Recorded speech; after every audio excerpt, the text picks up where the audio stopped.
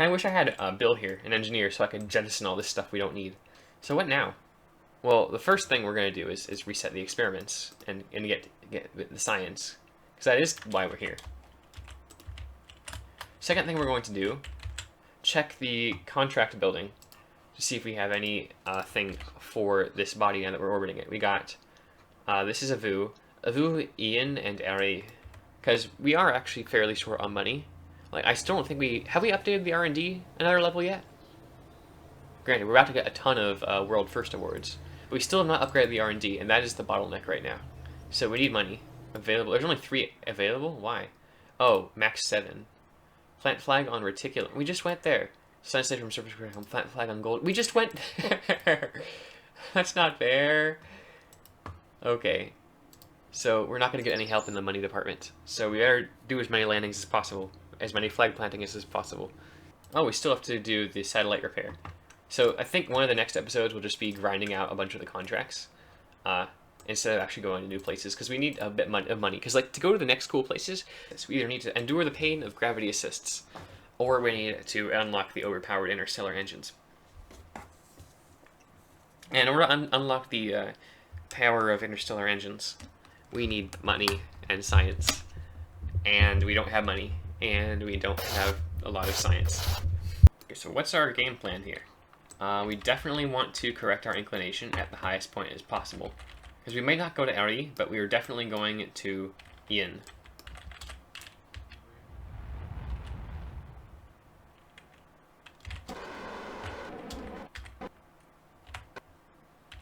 And that's close enough.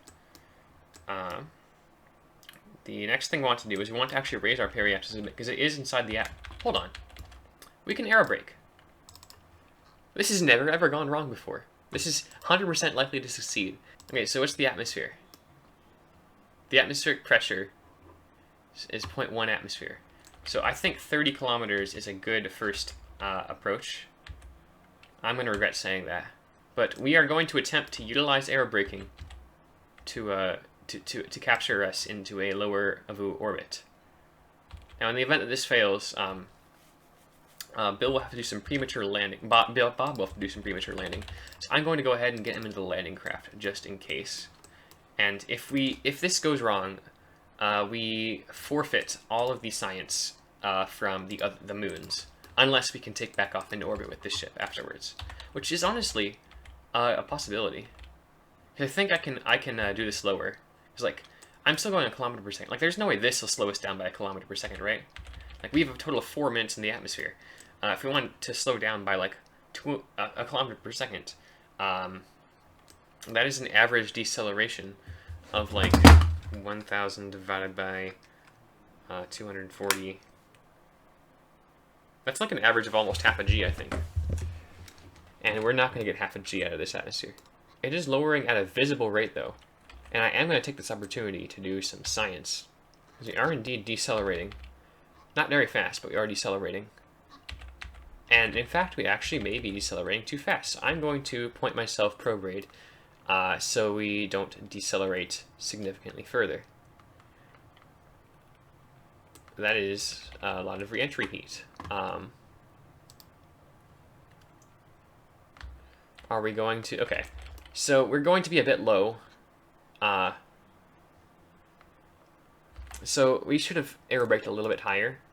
But that's good future knowledge, actually. If we want to come back here, like that huge burn we had to do to capture ourselves, if we intelligently design our spaceship, we can utilize a lot of aerobraking, aero capture, that sort of stuff. Because this seems like just the place for it. We can go like grazing right up the surface and not have any danger of burning up. If we decelerate too much, it's actually not that much of a deal to see that. The only danger is it might not be enough deceleration. Anyway, so now we're going to use the last ounces of fuel to raise our periapsis above the atmosphere. Actually, no, we're still going to have more after this. That's surprising. I'm very surprised that we still have fuel. Granted, it doesn't really take a lot. Also, are these producing power right now? I can't tell, because we are gaining power despite the fact that we have no solar panels out. So maybe these nuclear engines are also functioning as reactors? Okay, so what's our game plan? We want to reset these experiments once more. And we want to take Blob Kerman. How much RCS fuel do we have? We have a acceptable amount. So we're going to undock Bob Kerman. This will be our first docking maneuver ever, assuming we come back from the moon. And how much delta V? We have 2 kilometers per second almost, so yeah. We might have been able to ditch that oxidizer and be fine.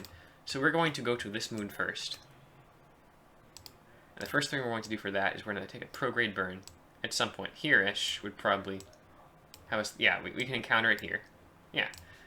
For 50 meters. It's not super efficient, but we don't need to be, because, like, we have 2 minutes to visit, and we'll probably be able to do it on a single tank. Why are we not... Okay, we did remember solar panels. It's just that we get rid of it very quickly in the nighttime. Okay. Avu. Okay, I think we know enough about Avu now that we can read the box, the info box on Avu. An eccentric dwarf kept in resonance by the overwhelming influence of Dridle. Interesting, Dridle. I need to go there too. Avu is an interesting fella.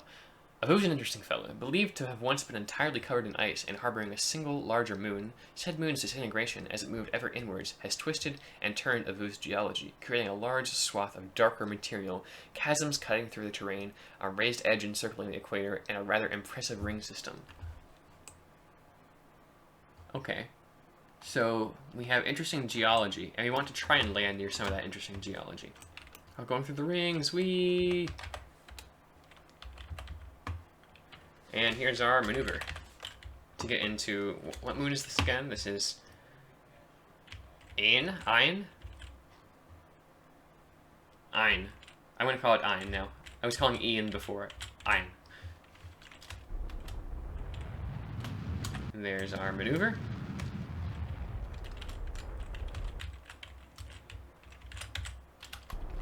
Oh, and I pressed the wrong button, so you have to go backwards a little bit.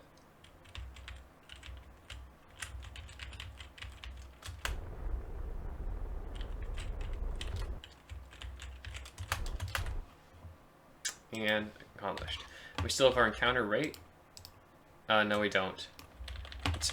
This must be a ridiculously small sphere of influence then. Okay, there we have an encounter. I can't even read our periapps, that's how weird it is. Anyway.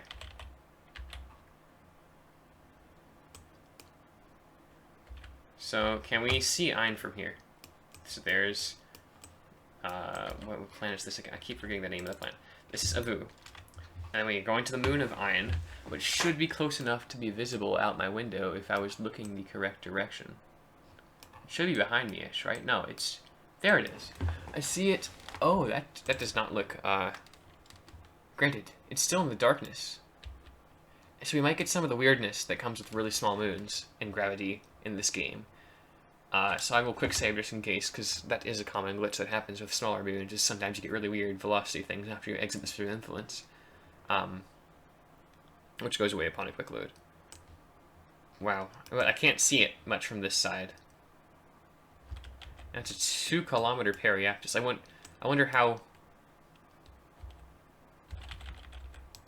Target... In the sphere of influence, yeah. We're not going to be in the sphere of influence for like 20 seconds even, so we might actually want to decelerate a little bit now. Yo! The sphere of influence is like... Is that to scale? Is the terrain larger than the sphere of influence? I can't tell. Why can we see this through the planet? I'm scared. What? The planet is just... gone. Are we in the sphere of influence yet? There we are. Oh, there we are. Full throttle. Up. Okay. Oh, man. So the sphere of influence is like 2.5, 3 kilometers. The surface is 2.3 kilometers. Oh my gosh. Look at that. This is like... okay, I need to get around to the day side. Science, anyone? Oh, wow. Wow. This is a genuinely terrifying experience I'm in the dark. I can't see anything. The planet just snuck up on me.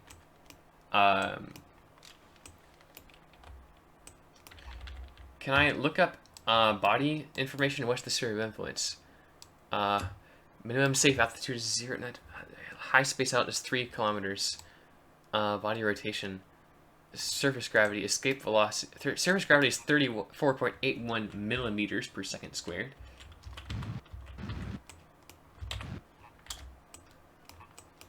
Look at how tiny this sphere of influence is. Look at how tiny. I think it literally is 2.5 kilometers. Like, the sphere of influence might literally be 2.5 kilometers wide. Well, radius.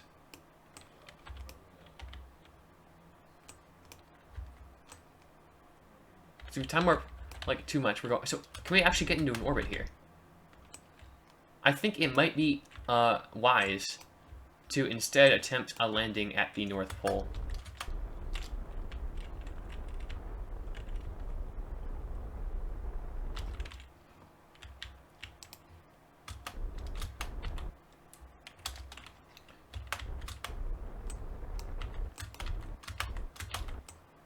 We're gonna hit the surface.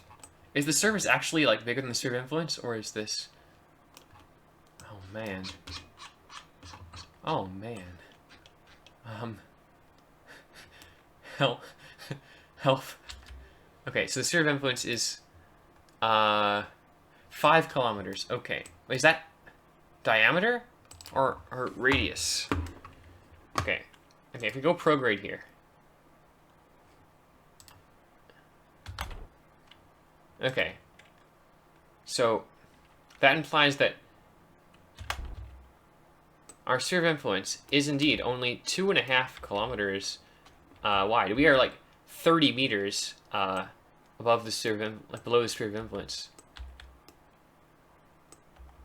which is weird because I'm pretty sure these mountains up here might actually be taller than the sphere of influence. I'm not entirely sure how that works from a physics perspective. So,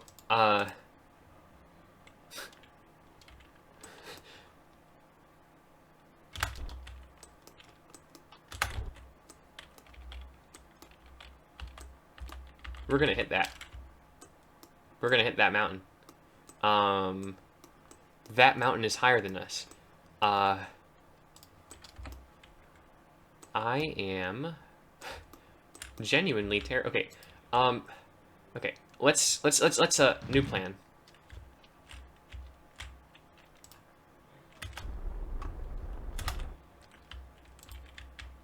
New plan.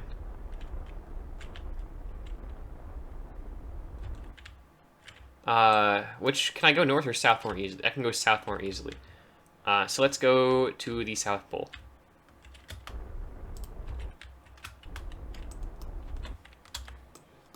But also towards the day side. Wait, we're out of electricity? No. Come on. Sunrise, sunrise, sunrise. Because we're about to exit the sphere of influence. I do have RCS. Oh, no, we're 3 full minutes from the... There's the sun. Are we gonna have electric charge again? Or, okay, do we have to adjust our orientation? There, our electricity is back. Nice, okay. Alright, so now we can adjust our trajectory. Nope, we're out of electricity again.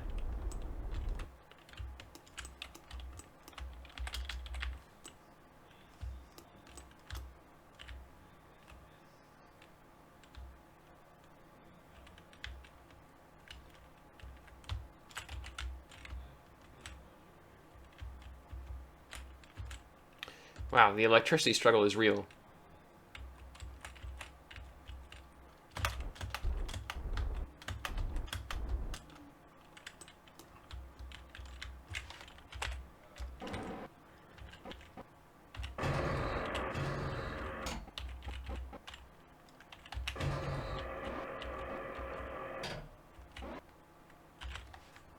Okay.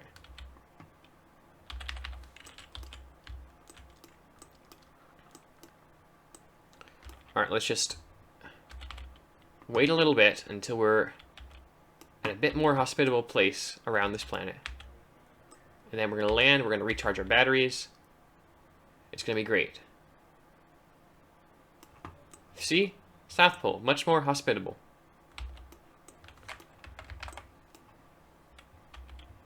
Are we going to have any crazy polar stuff here?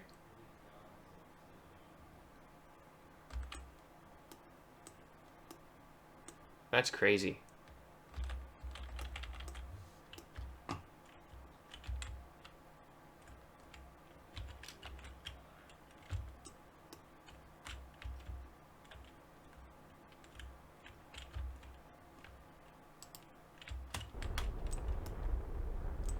Okay. Now, is that the pole right there? Let's go there. Let's go to the South Pole. I have a history with poles, and that one looks pretty cool.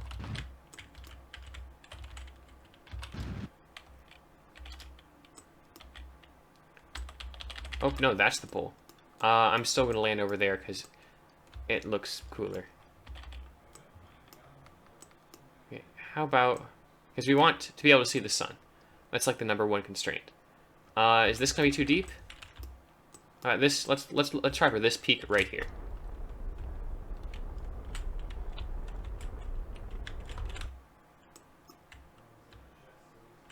This mountaintop right here. Everything's so small and adorable. Oh, whoa! That is so significantly closer than I thought it was going to be. That was a real trick of the light. Okay, and I'm gonna do a tactical down maneuver because there's no way I'm waiting for gravity. This is such a small place. I'm fairly sure they're like I would like there's got to be a mountain that's higher than the sphere of influence, given how close we were to like those mountains and how some of the mountains appear to be above us. Like there can't not be a mountain higher than the sphere. I mean, it's impossible for there to be a mountain higher than the sphere of influence. But like now I'm curious. The innermost moon of the Vu, hardly skirting the rings, it takes on a dual coloration, much like its parent, with bright ring fluff covering and obscuring darker, denser material underneath. 2 kilometers radius. Gilly is like way bigger than this. ASL gravity 0.00355 G. Sphere of influence 5 kilometers. That's a lie, unless it's diameter and not radius. Okay.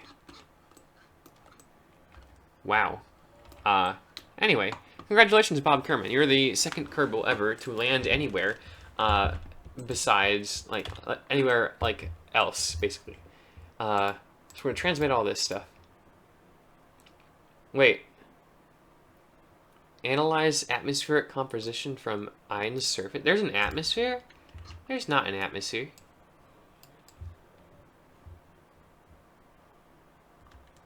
Is there an atmosphere? Atmosphere present? No. So why would he have analyzed atmospheric composition from the surface of Ein? First of all, let's do allow partial. And oh, now it's night. So we can only transmit for very brief periods during the day, unless we go back to space. Or find a taller, more southern mountain. You know what? Let's fly over to this mountain over here. It looks like we will get significantly better luck on this mountain.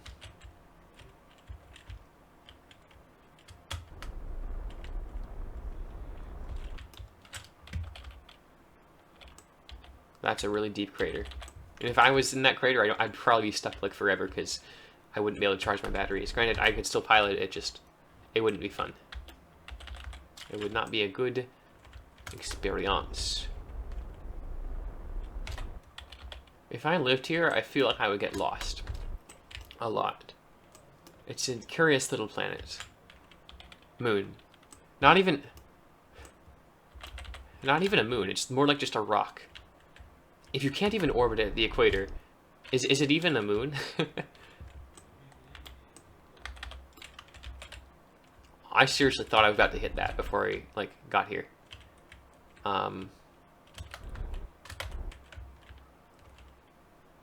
Anyway, so now we can park here. We can do our EVAs, flag plantings, and then once we're done with that, we're just gonna time warp forever to get this stuff transmitted.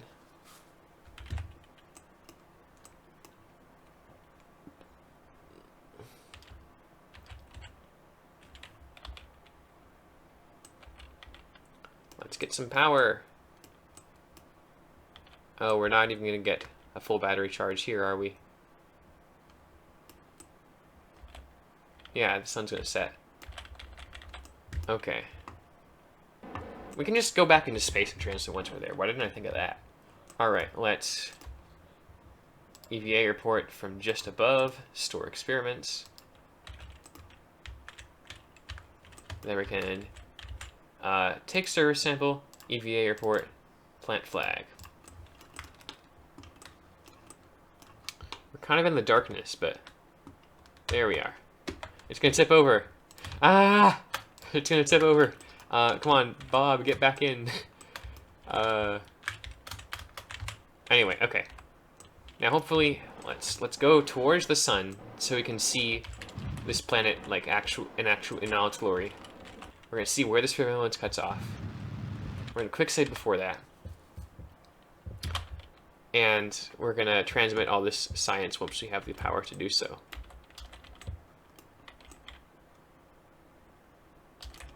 You could probably find the monolith visually on this planet. Okay, granted. It looks...